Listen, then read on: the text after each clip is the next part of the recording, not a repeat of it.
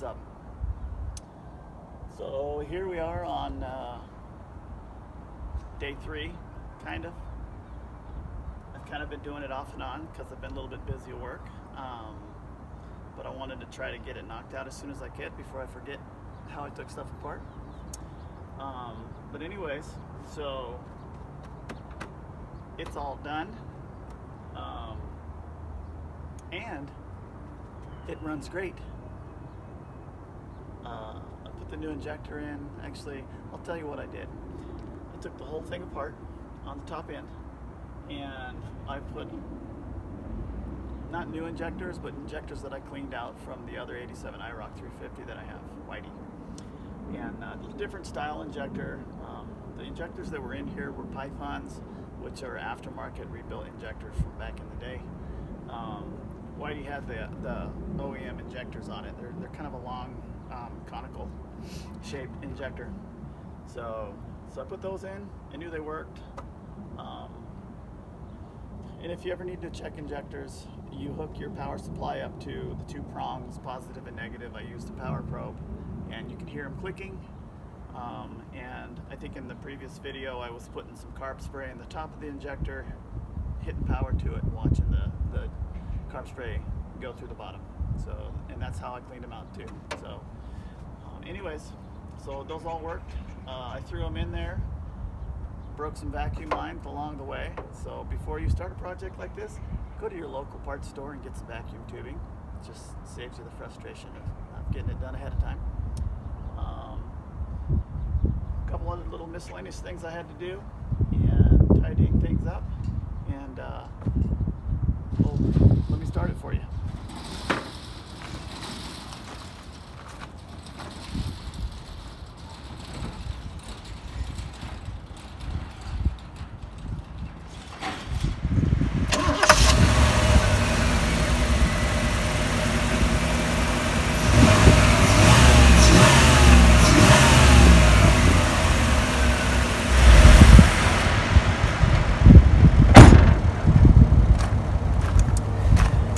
So it's got a nice idle. It's idling right about 600, 650.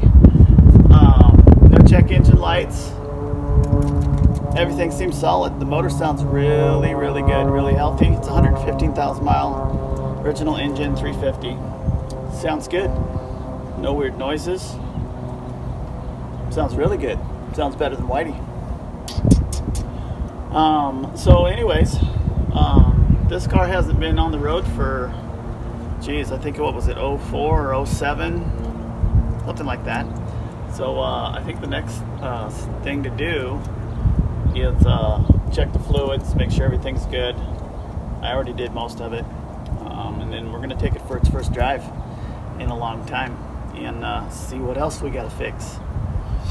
Probably suspension, definitely suspension, steering, although it sounds decent, it feels good. Probably need to do it. Yeah, I know the air conditioning doesn't work. There's AC parts in the trunk. Always check your trunk when you're buying a car. It tells a lot. This one had a bunch of AC parts ready to go on. And that is kicked in grease that's been on there for 20 years. So I'm sure the AC is going to be all brand new by the time this is done. But let me show you some of the things that I had to stumble through in doing this whole top end injector redo. Okay, so the fuel rail needed to come out. Injector, there's 4 on each side. There are little clips here that you push in. The wiring harness pops right off, real simple, basic. You have to take this off. There's 4 bolts. All that's easy, simple stuff. I took this off right here. I ended up taking off the idler air control valve, IAC, IAC. And then I had to take this alternator bracket off too. There's bolt down here, and then this guy right there. So anyways, boom, boom, boom, boom. There's 4 there, 4 on the other side, same thing. And then this will pop out, and you can just swing it out of the way for the most part. Underneath here, hard to see, there's a sensor, you got to unplug that. You got to take off that. This one right here just goes to the regulator. I just took that off out of the way. Be very gentle if you ever do it. Everything here is super brittle, especially here in Arizona, but we don't have rust. Anyways, that comes off. You pull it out of the way. This just kind of scooches forward. What I tried to do was just remove this side to get the rail out. Jay Roebling has a great video on this I watched too. I mean, his video, he's very methodical about the way he does his stuff, so kudos. So watch Jay Roebling's video on how to do this if you're going to do something like this. It's easy. You can do it. It's not hard. I did it in 3 days. I actually could have done it in about a day. Anyways, bolt, bolt, bolt, bolt, bolt, and then this side comes off. Pop the injectors. Everything's fine. On the underside, there's 4 10mm bolts that I could not get. I had to end up having to take this side off, and this side's a little bit more of a pain in the butt.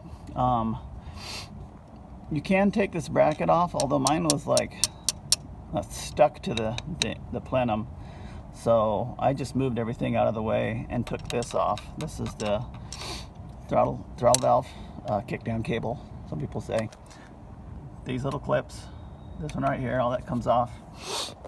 And anyways, same scenario. I think they're T25s or 27 Torx. Those all have to come out. You can see down in there, I don't know if you can see it, there's a 10 mil that you have to take this off to get to. And you can get to it with a wrench, but you have to take it off anyways because the rail won't slide out. It hits a little dog ear on the top of this from underneath. So anyways, it all comes off. And then you had to use a pry bar to get the fuel rail out because the injectors were stuck in there so tight. So but it was easy, just be gentle and it comes out. So anyways, you know, good idea to do. Cleaned out the fuel rail, had some garbage in there. So cleaned all the injectors, made sure everything works, put everything back together in the exact opposite. One of the things I had a problem with is down here, those are the fuel lines. Those have to be disconnected, and that is something you do not want to screw up. You do not want to booger any threads up because that is a nightmare. So there's a bolt that holds this bracket that holds these 2 fuel lines. You have to take one of the fuel lines off, the bottom fuel line, to get to that bolt. So it helps to just crack them loose and unthread them about halfway. Bottom one has to come all the way off. This one about halfway unthreaded. And then you can get that bolt off and then take the rest of it off. Now when I put it back together, I could not get this top one started. And I was worried that I was going to mess the threads up. So what I ended up having to do is loosen this one all the way back up, the bottom one, loosen it back up. And then if you come around to the side of the motor, there's a little bracket down here. And it's got I think it's like a 7mm little screw that holds these fuel lines on there. So take that out, bend the fuel line tab, the clamp thing, bend it and open those fuel lines up to where they can move around better. And then you are able to come back to this side and that easily goes in. So I sat here and messed with it for like an hour, got frustrated. It was getting dark. And I said, yellow, I'm just going to try to come at it fresh today. And then this morning when I came in, I had it done in like 10 minutes just by doing it that way. So sometimes the harder route is the easier route. So pro tip, non-pro tip. Loosen all the fuel lines before you put them back together and strip anything. Loosen them up to tighten them up.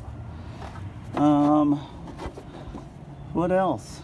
I think that was fairly basic. I ended up breaking that vacuum hole thing right there, which causes a vacuum leak and causes poor idle.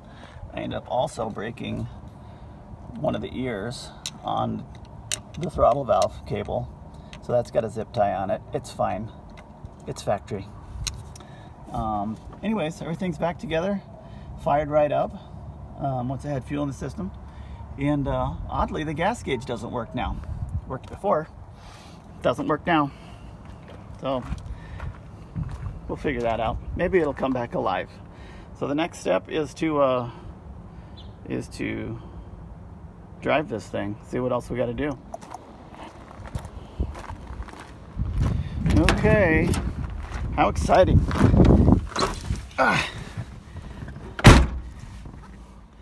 Beautiful vintage patina horn pad. So nice. That's a joke. Let's see, key in.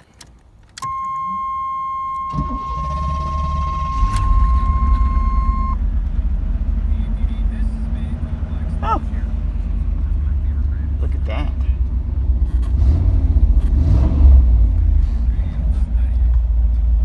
Oh, hey, that's good. We have a check engine light.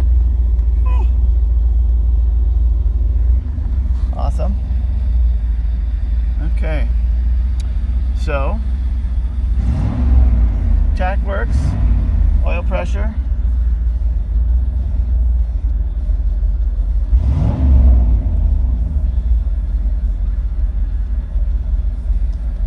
Look at the battery, man. That alternator's kicking ass. Yeah. Thought we had around a half a tank of gas in this thing, so that's new. And temperature gates stopped working as well. I had noticed. So those are easy to replace.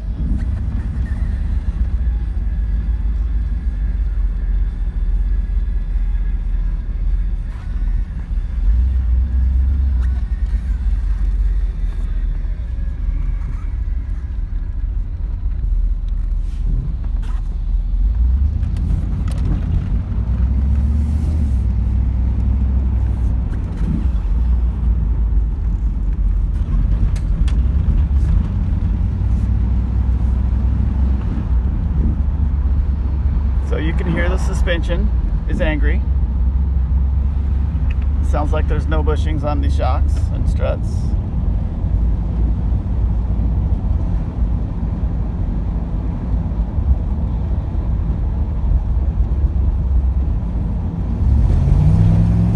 Oh. Well, that's a good sign. That was a good response.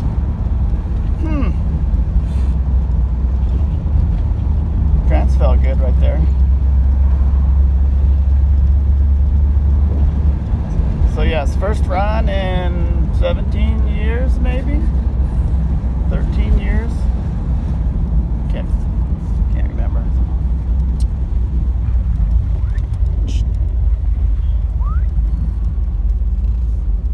Okay.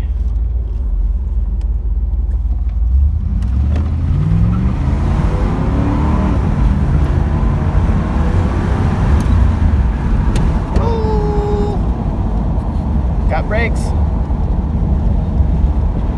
Brakes are 80s brakes. Not bad. Not bad.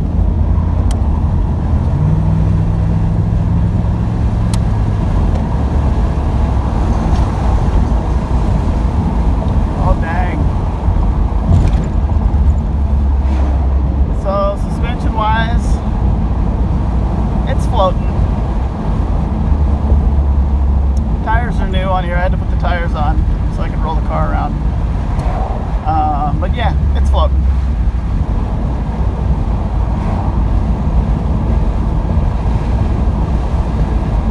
So on Whitey, I put the KYB adjustables. They're affordable. I mean, the shock technology on those are probably fairly close to what these things had on them back in the 80s. I know there's no substitute for Bilsteins, but hard to find. So I just went with those. It's not a track car. I'll probably do the same thing on this car, the KYB adjustables. They're decent. Let's do it again. Here we go. Beans. She got beans.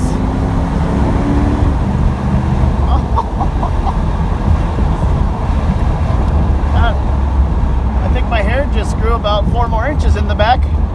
Party in the front, party in the back. What does it go? Business in the front, party in the back. Good times. You know, what were these? 230, 250 horsepower.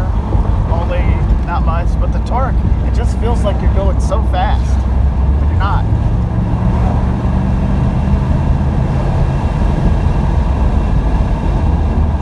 Yeah, brakes feel okay, oddly. I think we might just be able to get away with flushing the brakes. Okay, so that's it. I'm gonna do some checking on leaks and stuff too. Oh, hey, gas gauge is working.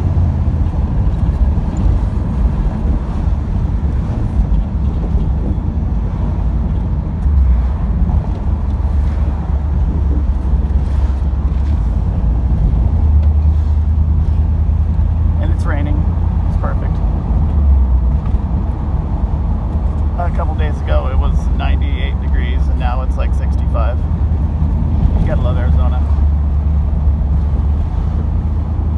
Sorry about my filming. I don't have 7 GoPros that I can stick all over the car. But if you like and subscribe, maybe someday I can get all that stuff.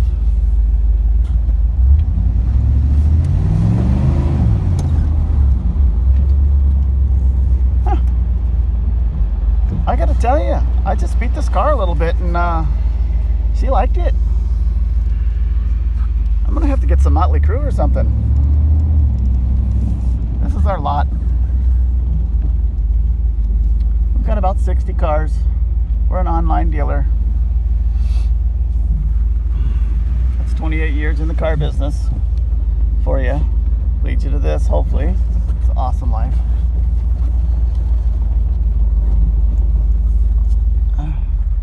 Let's check reverse.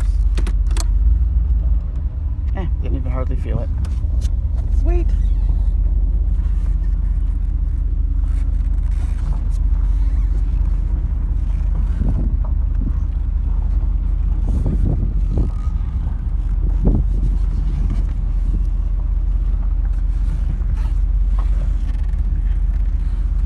So yeah, so that was fun. Good time. It's always fun to watch somebody grab a car and then get it to the process of being able to drive it. So, car's running amazingly cool. Hey, looks like we've got a half a tank of gas. Idle's stumbling a little bit, but it's a little bit low. But I mean, the car hasn't been driven, so you know that'll probably work itself out. Oil pressure's a little low.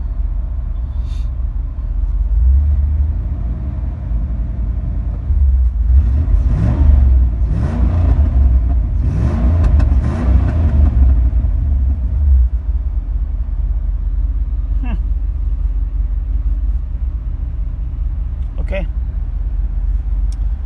So anyways, 1987 Iroc, Dixie, she called, and we'll do a review, a follow-up review on everything that we've done, and we'll put some more videos out there about suspension choices. If you guys got any ideas, let me know.